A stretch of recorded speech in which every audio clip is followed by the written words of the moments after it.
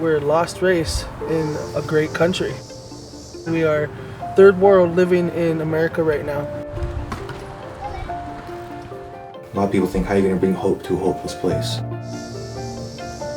For 500 years they've tried to kill us off, and for 500 years we keep coming back.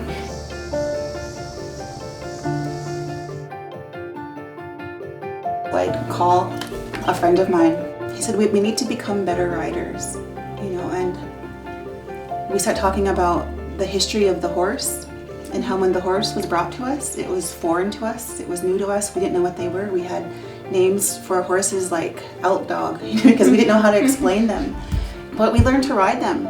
We learned how to use them, and we became so good at that we became better riders than the people that brought them here.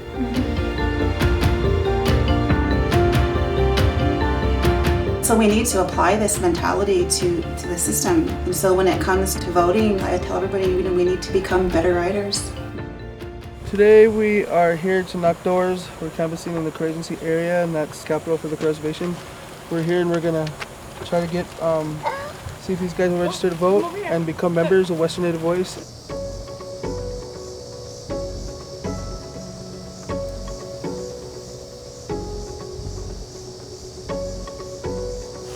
So Western Native Voice, we get out and we try to get people registered to vote, because we have 19 Native Americans running for the public office in the state of Montana across the state right now. There's this mindset that, oh, it's just one vote, so my vote doesn't count, so I'm not going to vote at all. And that's insane, because there's so many Native people. I mean, in Montana especially, we have the power if every one of us voted. When it comes to voting, I feel like a lot of people don't do it just because look where we live, look where our environment is. There's only a few of us that are employed. They just gotta worry about putting food on the table. It's not trusting the system itself, not trusting the government, when our history with the government has been so negative. Policies weren't created for us back then, they were created against us. There was actual policies to terminate Native Americans, our way of life, our culture. Voting is a luxury when you have to worry about food and clothing for the children. We have 7 reservations in Montana, and every single one of them is the third world. Nobody's ever seen our living conditions. Yeah. Our houses. Definitely. Our roofs. Having no water for a year, months. Having no water and perceiving it as normal. So going to someone's house and, oh, my water is off, so we'll have to go to the store to use the restroom. Oh, all right, that's normal.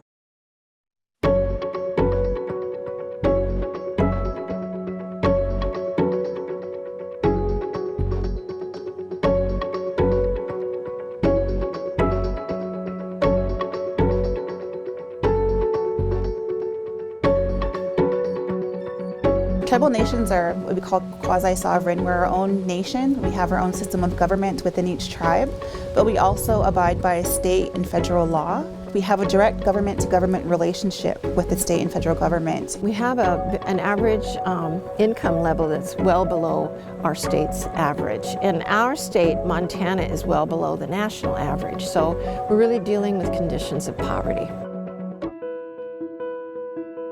We on reservations are kind of in a gap, a hole in the federal government, because the jurisdiction is federal, so we can't use county help or policing, and there's so many laws that are ignored. I mean, if someone non-native comes on a reservation and commits a crime, which it happens all the time, it just kind of falls into this loophole, and that person is never held accountable.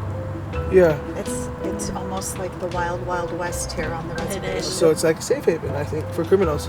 That's why we've been so susceptible to, the drug crisis, the opioid crisis, the meth crisis. So 7 years ago, we had a triple homicide here, and my brother and his wife were victims of that. This is not an uncommon occurrence, and I was really young, I was in high school still.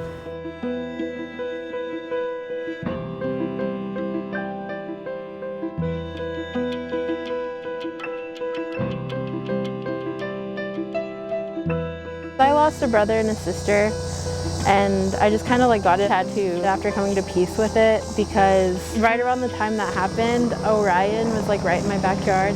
And then I also read this like Alaskan Inuit proverb, and it was like, the stars that we see is just the light of our loved ones shining through. We don't have it easy. We don't get free money. We don't get free health care, you know. We are suffering. Our schools have to operate without the tax monies. We do have some federal money that is provided in lieu of tax, but it doesn't even come near to the kind of tax resource that comes into the normal public schools. We have some of the lower scores and standardized tests that we can see the evidence of poorly supported schools. We just fall in a blind spot in America, which isn't acceptable. We're the people who were here first. We're the people who built this country before it was taken from us. I think that the piece here that's missing is tying these issues to solutions and showing them that voting is part of the solution. I was the lead plaintiff in a voting rights case. We had to get the county and the school district to redistrict, to redraw the lines. And so the election system then would have a majority Indian district. So you'd have a really good chance, not guaranteed, but a good chance of getting an American Indian elected. And the court judge mandated in his decision that those lines be redrawn. It makes a huge difference when American Indians are in those offices, an enormous difference.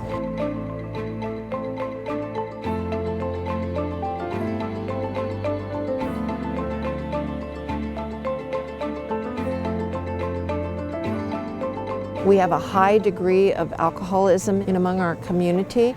About 40% of our adults are alcoholics. They use alcohol to address their sadness, their injury, their we call it the intergenerational trauma that came from loss of land, loss of culture, loss of language, and really loss of loved ones. And we know that that contributes to a great deal to the use of drugs and alcohol. When we're talking about, historical trauma and still trying to heal that from that, we're still trying to reclaim our culture that was stripped from us because of the government. How my father grew up with his hands that were permanently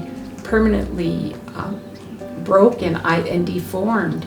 They took him and his siblings into the boarding school at the mission, and every tribe reservation was given a church house to Christianize us. His siblings were crying, so he went to talk to them to comfort them. And so he starts signing, using our sign language, and they came back and they beat him, so they broke his fingers. They beat the language out of him.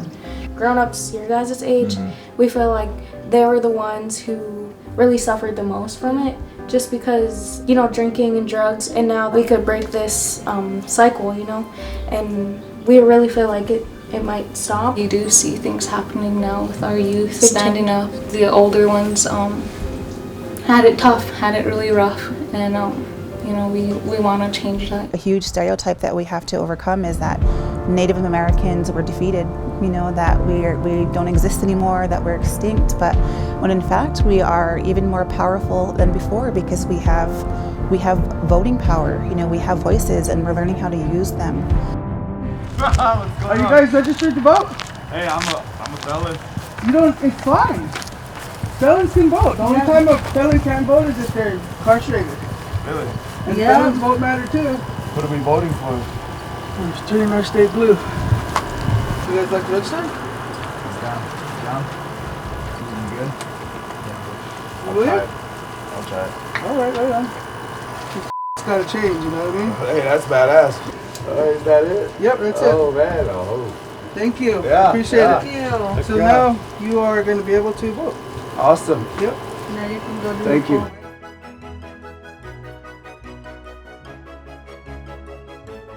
We have a very vital way of life. We're not simply a brown neighborhood waiting for some kind of assistance from someone. We have a very rich background in our history. For us, for the Crow people, we have been in this area probably since 1200.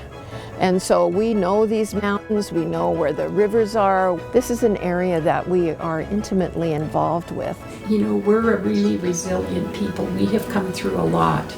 And for 500 years they've tried to kill us off. And for 500 years we keep coming back.